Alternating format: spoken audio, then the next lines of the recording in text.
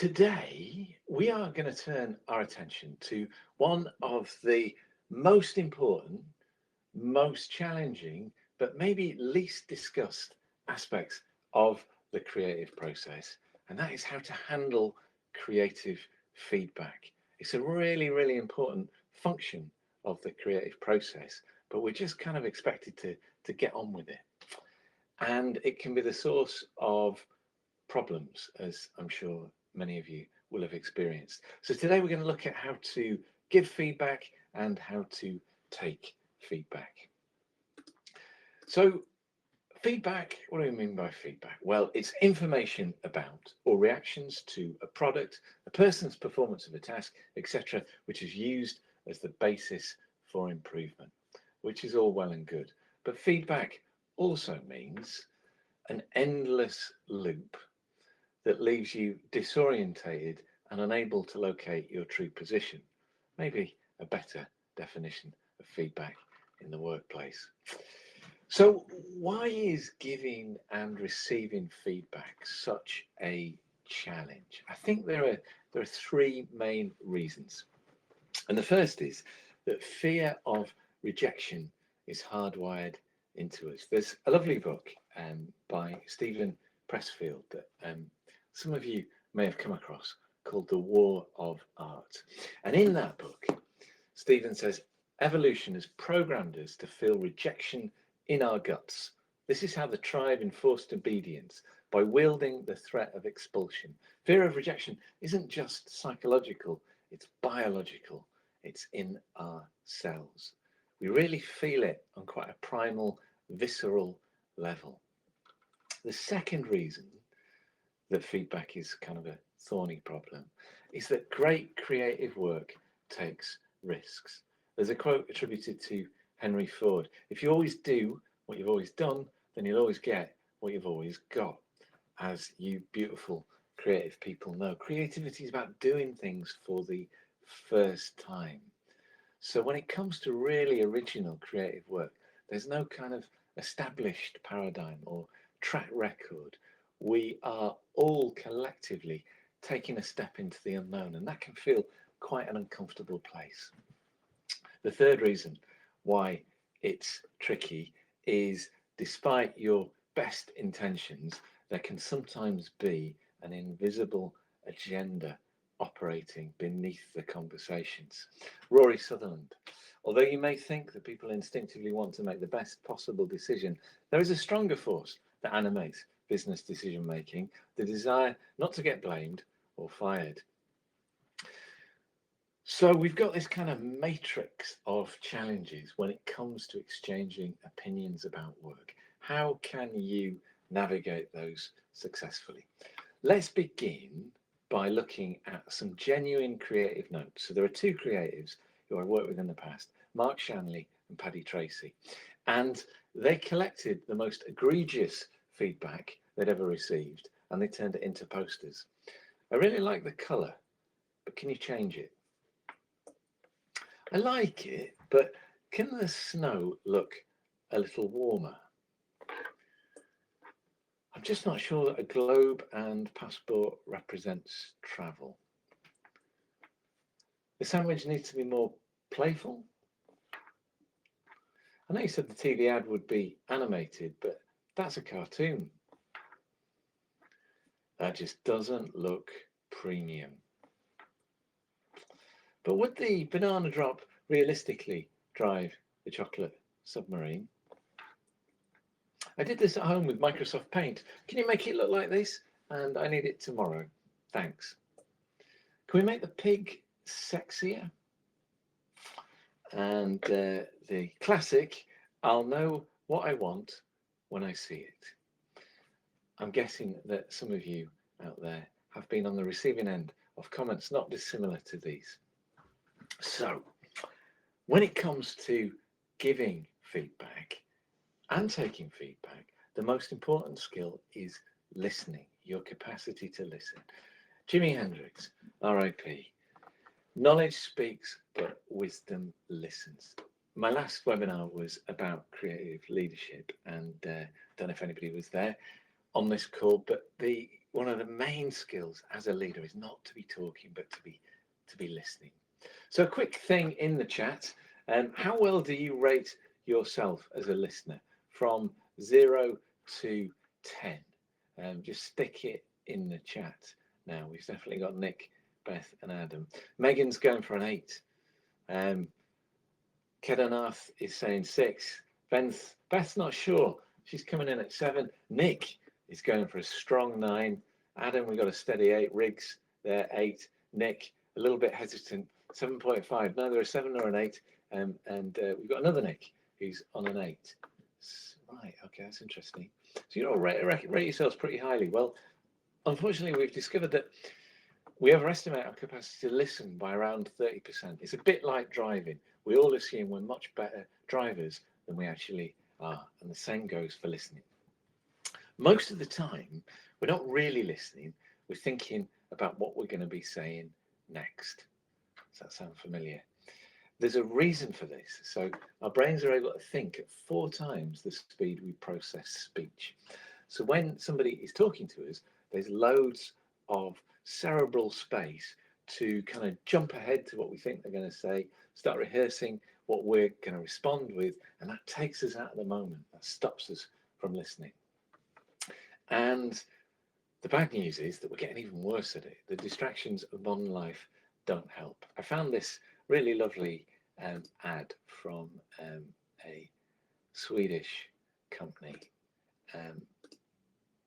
Let's take a look. Hej skat. Hej mor. Hvad lavede skolen i dag?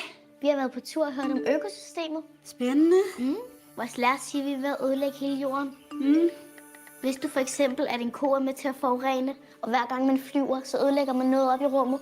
Wow. Hun sagde også, at vi bruger dobbelt så mange ressourcer, som vi burde, og at der er nogen, der mener, at om 80 år, så bryder jorden sammen. Er det måske noget, du vil være med til? Ja. Det kan du tro, jeg gerne vil være med til. Okay. Hvornår er det? Og kommer der andre forældre?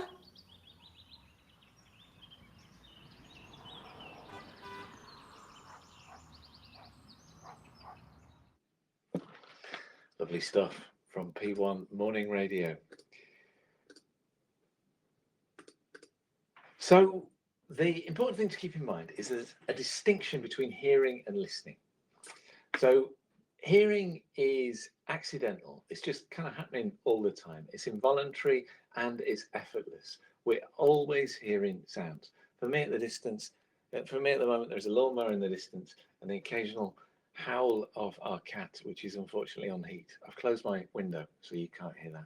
Maybe her amorous meowing will drift through. If so, I apologize. Listening is focused, it's voluntary, it's a conscious act, and it's intentional.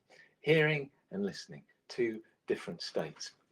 There's another wonderful book. I'm going to recommend 3 books during this webinar, not my own. This one is called Listen Like You Mean It by Zemina Vengoicha. And in that book, Zemina speculates that there are a series of common listening modes, and that most of us have a default mode.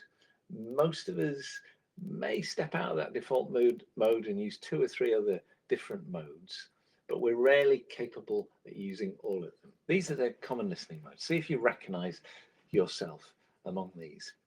The first is the explainer. So when you're talking to the explainer, they say, well, the reason you feel like that is because of X. There's the identifier. You describe how you feel and go, I've experienced something similar myself. There is the nurse, the person who puts their arm around you and says, all going to be all right. There's the mediator who, when you're complaining about somebody else, they encourage you to see it from the other person's perspective. The interrupter, you know that guy, always jumping in before you get to the end of your sentence. There is the daydreamer. You're talking and they are sort of drifting off serenely among the clouds. There's the validator, the person who says, you know what, you're right to feel that way. Often our friends are validators. There's the problem solver. In my life for a long time, this was my father. When I went to him with a problem, sometimes I just wanted him to listen, but he'd always jump in with, right, okay, here's what you need to do, son. Then there's the diffuser. You go in, you got something heavy to share with them. They come back with a joke. It's quite a British way of behaving, I think. The empath, very good way to be as a listener. That sounds tough.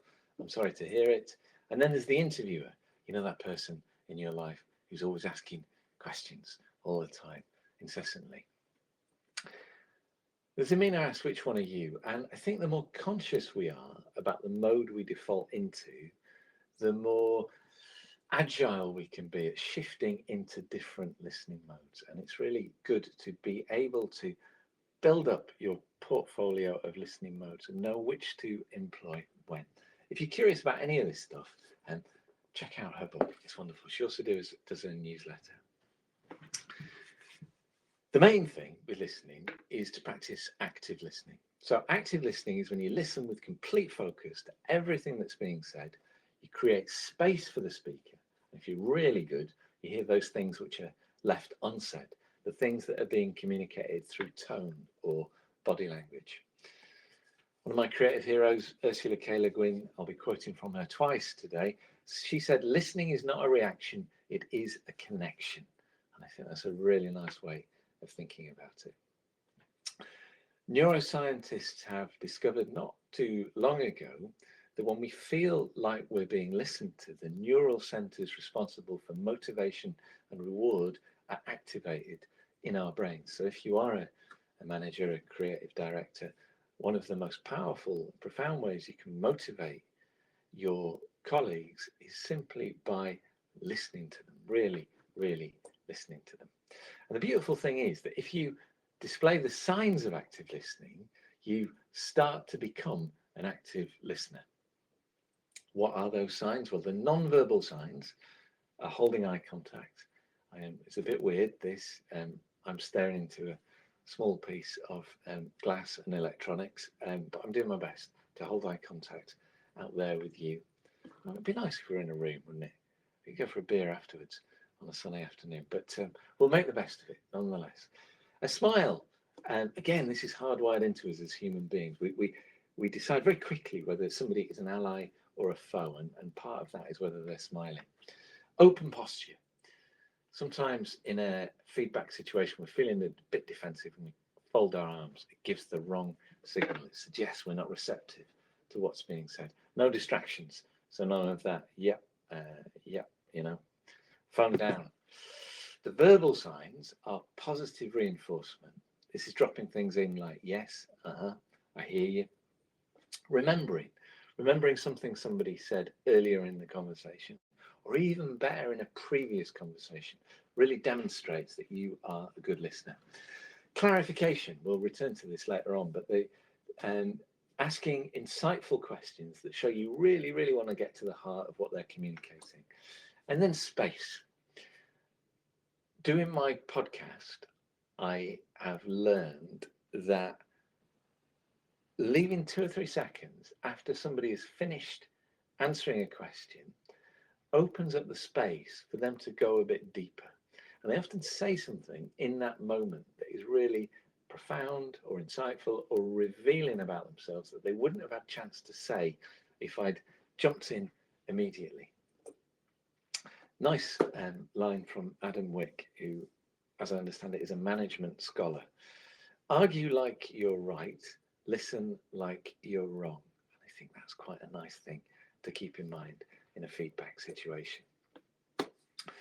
It's 17 minutes past 1. We're going to do giving feedback first, then we're going to come to taking feedback, and then I will answer any questions that you might have about any of this or anything to do with creativity. All right, let's go over to the chat now. Who can tell me what this is? What are we looking at here, my friends? There is a virtual prize. This, Nick, well, congratulations, Nick. It is the Sistine Chapel, the roof of the Sistine Chapel. An extraordinary artistic feat, still recognised as one of the great works of Western art. It was painted, of course, by Michelangelo, and he depicted scenes from the book of Genesis. The most famous is the creation of Adam. There is a theory about this. It's really interesting. And if you look at the shroud around God, it has the shape of a brain sliced through. And Michelangelo was into anatomy. That's how he learned to draw the body. And actually, the way the cherubs are arranged corresponds to regions in the brain. And there is some speculation. This has nothing to do with feedback, but I think it's really interesting. There is some speculation that Michelangelo was saying that the thing we associate as God is actually the human spirit which resides within the brain. So this was actually quite a sort of iconoclastic and anti-orthodox painting. That's one you can share with your artistically inclined mates down the pub. While he was painting it, though, Michelangelo said, "My painting is dead. I'm not in the right place. I am not a painter." And there are countless examples of creators of extraordinary artworks being riddled with self-doubt. Creatives are sensitive. That's why they make good creatives. If you are attuned to the world and emotion, if you're profoundly affected by stories, you have a sensitivity that enables you as an artist to create powerful stories and images, but it makes you vulnerable.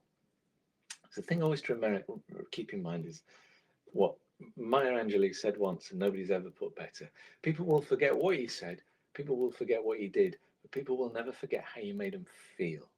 And keeping that in mind in the context of any conversation, no matter how work related it is super important. As I said at last week's webinar, the trick is to be tough on work but kind to people.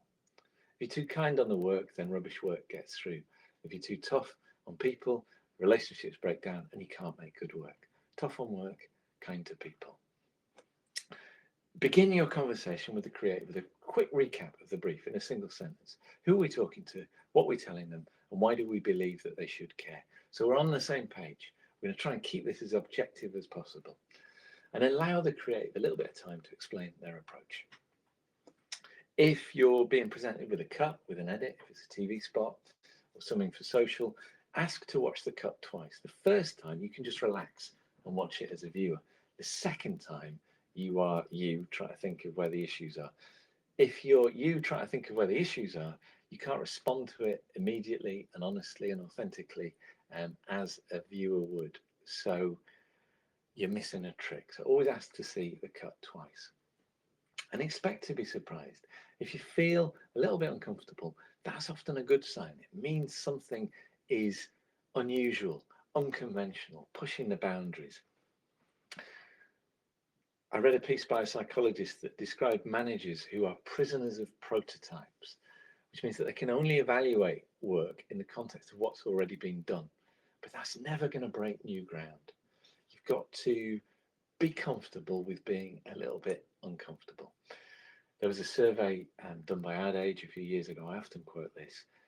They rated over 6,000 commercials for effectiveness, how well they delivered on the mandate of the brief. Brand awareness, shifting units, whatever it was. And they rated them creatively from 1, which is very conservative, to 5, which was very risky. And the most conservative campaigns, actually they did fairly well. The 2s did the least well. 3s and 4s were a little bit better than the 2s, but the 5s, the riskiest campaigns, were off the scale in terms of effectiveness. The most effective work takes the biggest risks, and it needs confidence on the part of the person giving feedback to take that risk. I think it's really healthy to give feedback face to face first, because in a conversation, either over Zoom or the phone, preferably in person if you can, there's a dynamic there. You get to hear the response of the creative, why they might have done what they did, and it can be a little bit sort of abstract, but then it's really healthy to put something down in writing. It forces you to be really clear about your notes, and it gives them something concrete to work with, because our minds play tricks on us. We remember the things we want to remember, and we forget the things that we would prefer to forget. So a couple of things I'm going to show from the creative leadership webinar, because I think they're relevant to this. And I posted this on LinkedIn earlier in the week, and it got quite a response. So when I set up my agency, it was just me in my bedroom. All that basically happened was I stopped being paid freelancer rates, and I asked for the whole budget. And when somebody rang up or I talked about my agency, I used we instead of I, but it was still me in my bedroom. And this was the very first spot that I made. And if you'll allow me, I'll play it to you.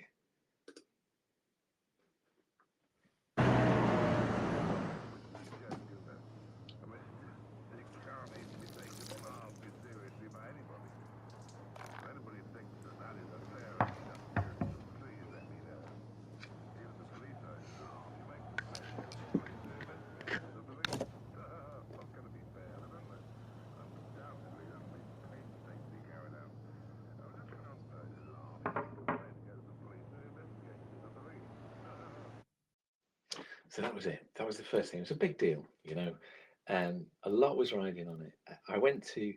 We're doing the rough cut at a place called Cut and Run in Soho. I watched the cut. Me and the director, we tried a couple of things, and we got it to this point where we thought it was right. And then I invited my client along, and my heart was beating. You know, it's like, God, what's he going to think? I was pretty, you know, I thought we'd done everything we said we were going to do. There were no major changes, but you never really know with a client. And my client was Guy Slattery. This guy, there he is. And he came in. I played it to him twice. He said, "Great, Richard. Do you fancy a beer?"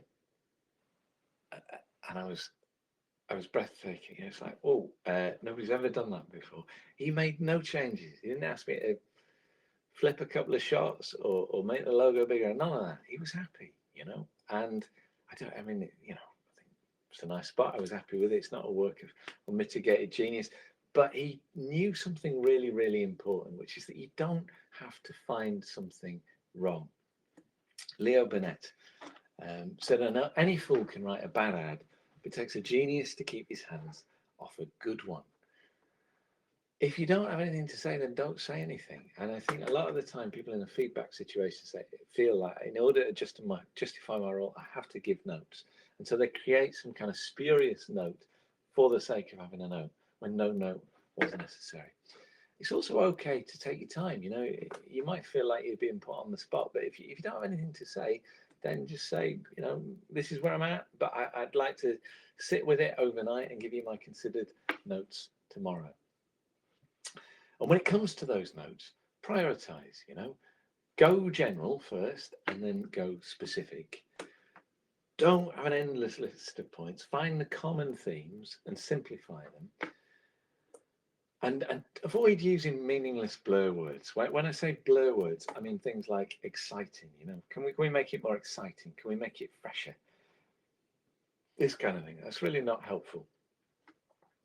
So you don't want to be saying, "I don't like the colors," because, you know, what's a creative or a designer to do with that? But you can say, "I think the colors in these two areas don't interact well, or they feel too dull, or maybe they're too hot, or maybe they're not complementary." Something that gives a practical insight into the issue you think you've noticed. And always remember the golden rule, which is problem before solution. People who are not great at giving feedback will give you a solution. You know, they'll say, "You need to change the last two shots," or you know, "I want you to change the music to." They won't express what the issue is, and they probably won't express what the issue is in relation to the brief, and that's really, really critical. So a nice formula that a woman who works for Fox, Helen Morgan Geary, once shared with me in a workshop is like, concern, suggest. Like, concern, suggest. So what you do is you say, "I really like the way you've handled X." The nice thing about that is it puts the creative at ease. They can relax a little bit, you know. It sort of diffuses the situation. Right, they like this thing. You say, "I think there could be an issue with Z." so then you hit them with your concern. And my concern is given that we're trying to do, you mentioned the brief at this point, given that we're trying to persuade young people to not swim in the sea when they're sharks, I think there could be an issue with this. We could solve it by trying why, but I'm curious to see your solution. So you offer up a way of solving it because you're a creative director, or you've got an idea, but you invite their solution because their solution, of course, could be better than yours, like concern suggests. And that's a really nice thing to keep in your head when you're next in a feedback situation.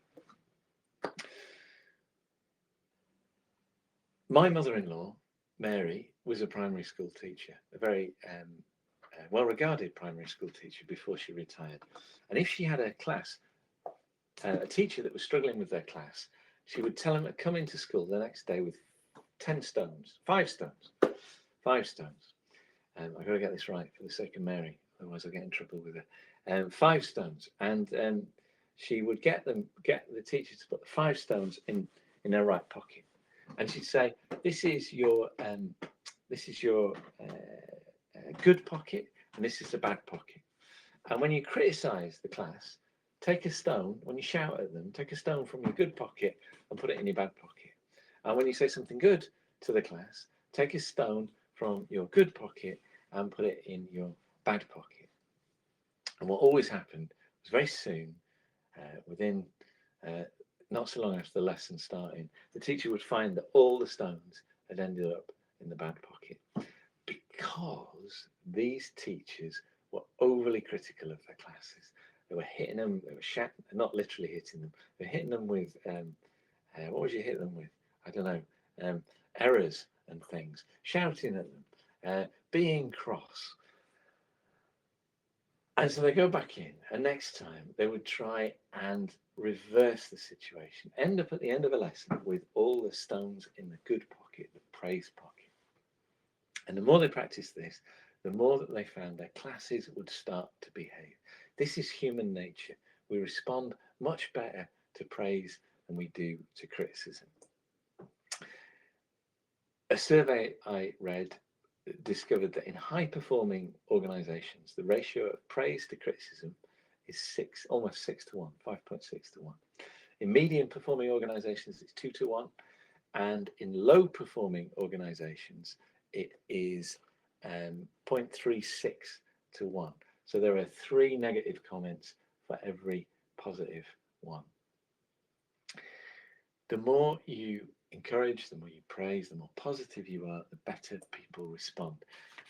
It's been found that in NBA, players with abusive coaches were less efficient and committed more technical fouls even 10 years after leaving the coaches. This negativity continued to damage the athletes for the remainder of their careers. So it's a real responsibility we have as creative leaders, because the things we say in those situations can have a real consequence to people's psyche further down the line. So accentuate the positive. Also, leave your ego at the door. Do you want to be right, or do you want what's best for the work? And I think the more confident we get as creatives and leaders, the more comfortable we are at recognizing our limitations, accepting our flaws, and admitting our errors. And when it comes to feedback, don't be a seagull. What do I mean by seagull? The swoop and poop. That's where, those people who just come in, sort of hurl a hand grenade of criticism into a project and then walk off and they're never seen again. If you want to provide feedback about a project, you have to be meaningfully engaged with the project. You have to understand its intentions, and you have to be available subsequently. Don't be a seagull. And then when you've given your notes, when you're looking at the thing that comes back, try and forget what you said. Don't fall into the trap of evaluating the revised work against your notes. Try and see that work for the first time, because for sure, it's important that your notes have been acted upon, but your main job when you see that spot is just to respond to it now, again, in the present. Is it working? And that's the path to progressing something and making it good, rather than getting bogged down in how faithfully your notes have been responded to or not. Okay, a little bit of self-promotion now. Thanks, Kedinath, for that quote, the swoop and poop. Yeah, so those white buildings on the foot of the holy mountain, the Skirith, it's a complex called Wernicum. It's a medieval farmstead that's been converted into luxury accommodation. And that is where I'm hosting the Creative Retreat this June here in Wales. And hopefully the weather will be just like that. It certainly is today. It's going to be 3 incredible days with some extraordinary creatives, really taking time to step back and reflect on each individual's creative process. So I'm doing a little promotion in this because, you know, this is free. The Creative Retreat isn't, but it is extraordinarily good value. So I've popped that up and you can download it if you're curious. Right, moving on. The second part now, taking feedback. One of the greatest sci-fi films ever made, Blade Runner, Ridley Scott, and I'm sure many of you, if not all of you, have seen and enjoyed Blade Runner. These are the studio notes from the first screening of Blade Runner, and I've isolated a few of these. Opening too choppy, voiceover dry and monotone. This voiceover is terrible. The audience will fall asleep. This picture just gets duller every time we see it. It can't just be that it's black and white and undubbed. And whoever took the notes has tried to explain that it was only a rough cut, but to no avail. They have put back more tits into the Zora dressing room scene. General comments. Up to Zora's death, the picture is deadly dull. This movie gets worse every screening. Why is this voiceover track so terrible? Hopefully this is not being dubbed in. He sounds drugged. Were they all on drugs when they did this? I'm sharing this to show that no one is immune. Even a great cinematic auteur like Ridley Scott is subjected now and again to brutal, banal, ill-considered feedback. It happens to all of us. So how are we going to get around it? Well, little story about Alfred Hitchcock. So Alfred Hitchcock is on the right of your screen, and on the left is his wife, Alma Revel. Now, when Hitchcock made Psycho, he did a private screening for his friends and peers, and to a man, and they were all men, they said it was brilliant, a work of genius, the best thing he'd ever done. And then, as was his wont, he went home and he showed it to Alma. Now, Alma was an extraordinary screenwriter and editor in her own right, and she watched the film and she said, yeah, it's good, Hitch, but you can't let it go out like that. And Hitch was a bit shocked, you know, everybody else had said it was brilliant.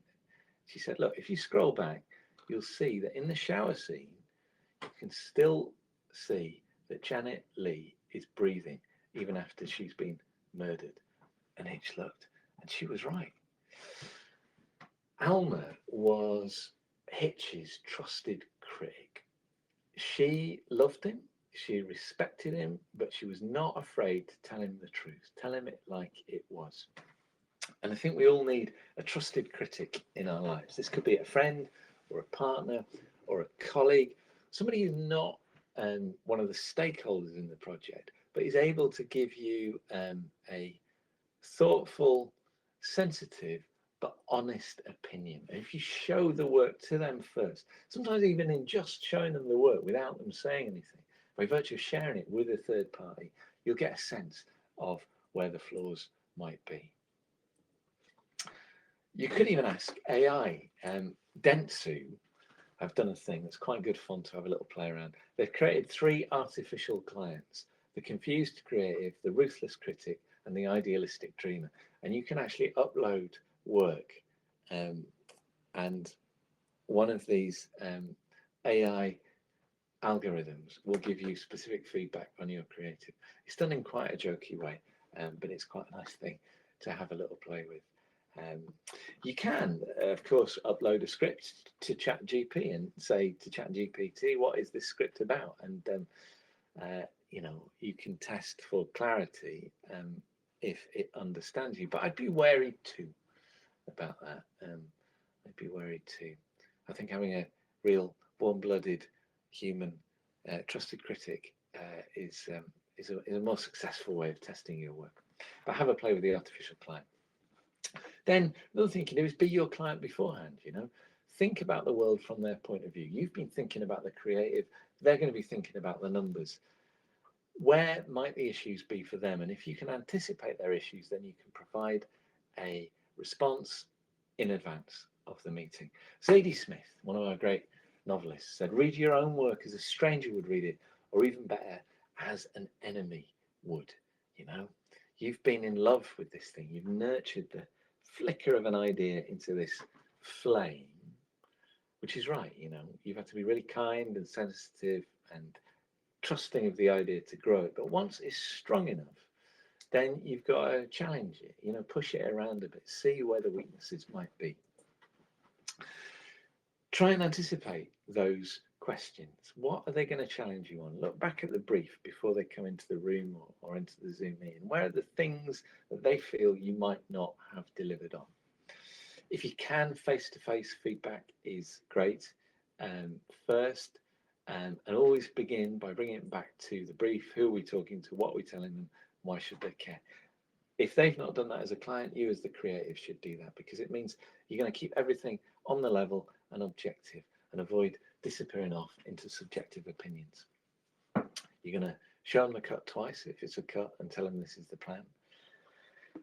And recognize that it's only natural that resistance might be your first instinct, you know, because so far you've been making this thing and you've been making this thing with other people who love this thing, but now you're going to come up against somebody who might be feeling uncomfortable with it because it's new and different.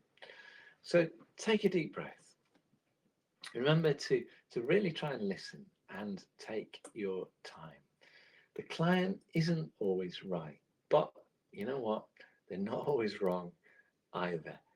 And there is an unfortunate tendency in some agencies to regard the client as just an annoyance, you know.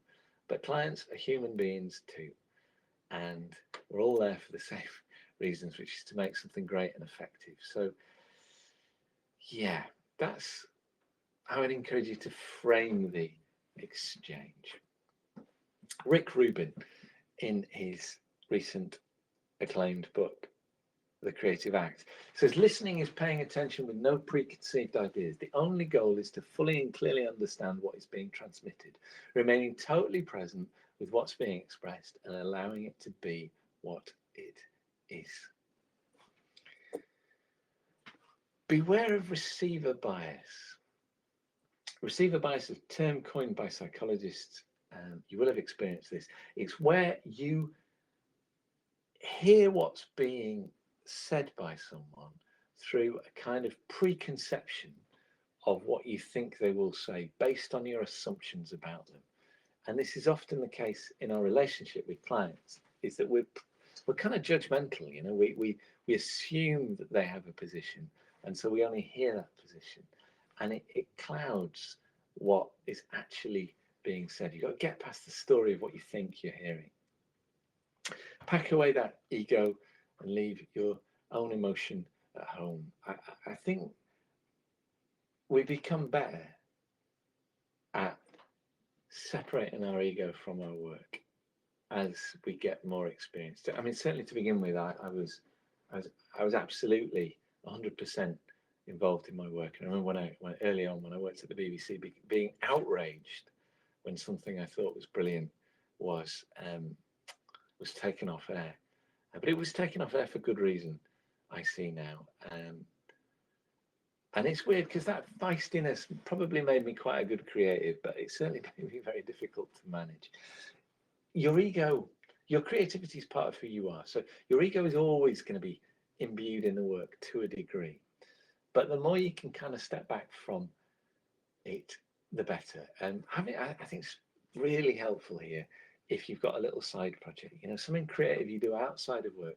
So your entire creative self is not invested in the day job. You do some writing or poetry or painting or sculpture or pottery or composing outside work. Then you've got a little part of your ego and your creativity that's outside of work, and it helps you be more cool at work. Be patient, take your time when you're listening to the feedback. Your temptation, particularly if you're being challenged, is to jump in. But if you interrupt, what you're really saying is, I'm more important than you are. Don't care what you think. This is a contest and I'm going to win it. None of these is any good. The ancient poet, the mystic, Rumi. Anybody been watching White Lotus? I thought it was quite interesting, the books that people were reading in White Lotus. And Amy Lou Wood's character, that sort of wide-eyed Manchester woman married to the dark, troubled American. I better not do any spoilers just in case. She was reading a collection of Rumi's poetry. Anyway, the quieter you become, the more you are able to hear, which I think is really rather nice. Listen is an anagram of silent. One technique is the paraphrase technique. So this is where you repeat back the client's comments using different wording and seeking clarification. So I'll give you an example of this. The client says about your edit, in the middle, it all gets a bit full on and fast, and I can't really tell what's happening. So what you do is you say, if I'm hearing you right, so you're looking for validation, for clarification. If I'm hearing you right, you feel that there are too many quick cuts in the middle of the edit and we should slow down. So you're taking what they've said and you're rephrasing it, you're paraphrasing it. Now what this does is it shows to them that you're really listening. It shows that you're trying to get to the heart of what they're saying. And it also offers them an opportunity to be even more specific about what the issue is. I mean, they might just go, yeah, you're absolutely right, which is great, or they might say, yeah, that's sort of what I mean, but particularly, there's a really good technique to try, the paraphrase technique. Or you can have a second pair of ears, not like this, but somebody else who's in the room, because we all hear what we want to hear, and sometimes having a second person there can be really helpful afterwards to exchange notes, to see what was actually being said. If you can, ask why. If you understand a client's concern, then you might be able to find a better way of solving it than they've suggested. I saw this on X or Twitter before I came off. When you listen to all of the clients' design suggestions, you end up with something that looks a little like this. There's another great book, my third book I'm recommending today, by the Japanese novelist Murakami, The Novelist as a Vocation. And it was a lovely book about writing. Haruki says, there is a rule I follow, though, once another person has entered the scene. Whether I agree or disagree with their comments, I rewrite every scene they've found fault with, from start to finish. In those cases where I find myself reacting to their comments, I may take the scene in an entirely different direction. I almost always find it improved. It seems that when a reader has a problem, there is usually something that needs fixing, whether or not it corresponds to their suggestions. In short, the flow of their reading has been blocked. It's my job then to eliminate that blockage, to unclog the pipe, as it were. And I think that's really nice, that often when somebody says something is wrong, they've stumbled somewhere, then there is something wrong. How they tell you to fix it is often not the way to fix it, but just by virtue of them stumbling, suggests that something's not quite right and you need to take a look at it again. This is a bit controversial. Always agree to make the changes. Really? Well, In Aikido, there's this lovely idea, which is that there's no aggressor. There's just the person who is taking and transforming the energy of their opponent through blending. And it's all based on this idea that the more we resist something, the more power it has over us. And I think it's a really nice way of thinking about the exchange in a feedback situation. But you don't want antagonism. You want to take what they're saying and transform it. In other words, you want to be a bit like water. I said, empty your mind. Be formless, shapeless, like water.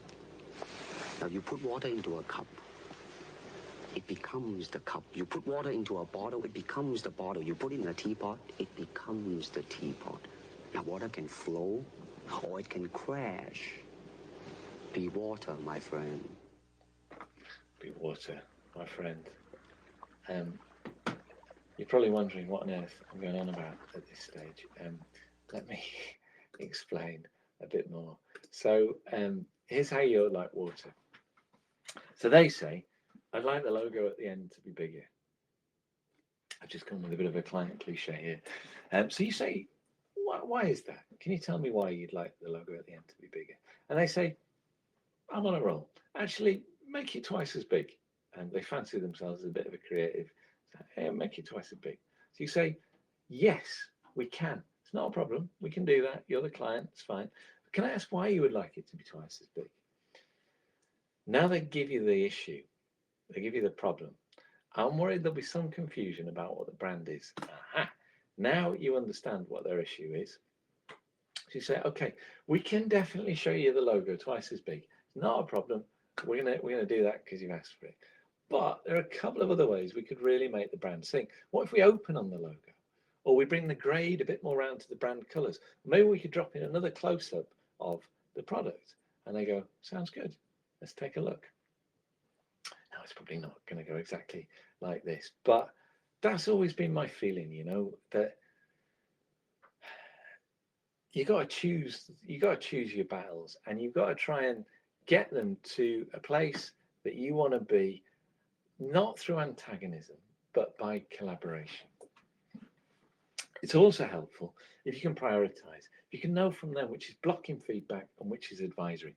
Blocking feedback is, if you don't make this change, the project's not going any further. Advisory is the, can you try? Nice to have. And what I've found is if you deal with the blocking feedback, they generally forget the advisory feedback, you know. So it's really important you know which is which. And in spite of this, if it doesn't work out, it's not the end of the world, you know. You've done your absolute best, particularly if you followed the steps I've prescribed today. And you know what? There's always next time. There's always another project round the corner. So a quick recap then. Practice your listening skills. Have a think about what kind of listener you are. Begin any feedback conversation with a brief. Have a trusted critic. Have an Elmer Revel to your Hitchcock. Leave your ego outside the door insofar as you can. Be like water. Flow, you know. Don't be antagonistic. Try the paraphrase. If I'm hearing you right, what you're saying is this. Always try and find out why they want you to make a particular change. In any conversation, accentuate the positive. Remember human nature. If you're a client, put the problem before the solution. Offer a solution, but invite the creative to give theirs. Remember the formula: like, concern, suggest. Remember, you know, we all want the same thing. We might be on different sides of the fence, but we want to make creative work that is rewarding, that people enjoy, that gets noticed, and that does a job. I'm finishing today with, before I share an important message, with a quote from Ursula K. Le Guin, which I promised at the start. Ultimately, you write alone, and ultimately you and you alone can judge your work. The judgment that work is complete. This is what I meant to do, and I stand by it. Can only come from the writer, and it can be made rightly only by a writer who's learned to read her own work.